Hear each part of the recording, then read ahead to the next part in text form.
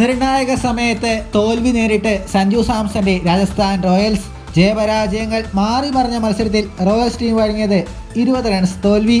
Score: Delhi Capitals team 221 runs, Rajasthan Royals 20 ഓവറിൽ 201 runs. കളി ഒരു ഘട്ടത്തിൽ രാജസ്ഥാൻ റോയൽസിന്റെ കയ്യിലായിരുന്നു. എന്നാൽ 16-ാം ഓവറിൽ സഞ്ജു പുറത്തായതോടെ മത്സരഗതി മാറി.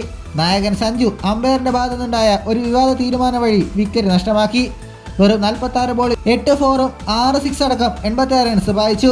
ബൗണ്ടറി ലൈനിൽ വെച്ച് ഹോപ്പ് എടുത്ത സഞ്ജു ക്യാച്ച് വിവാദ തീരുമാനം വഴി അമ്പയർ ഔട്ട് വിധിച്ചു. ഇതാണ് കളി റോയൽസിൽ നിന്നും അകറ്റിയത്. തേർഡ് അമ്പയറുടെ തീരുമാനത്തിനെതിരെ സഞ്ജു സാംസൺ ഗ്രൗണ്ട് അമ്പയറിനോട് ചൂടാവുന്നതും വീഡിയോ ദൃശ്യങ്ങളിൽ കാണാവുന്നതാണ്.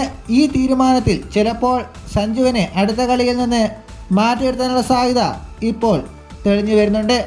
ഏതായാലും ക്രിക്കറ്റ് ലോകത്ത് വലിയ വിവാദമാണ് ഈ സംഭവത്തിലൂടെ വീണ്ടും തുടക്കം കുറിച്ചത്. കഴിഞ്ഞ സീസണിൽ രാജസ്ഥാൻ ഡൽഹി മത്സരവും വലിയ വിവാദം സൃഷ്ടിച്ചിരുന്നു.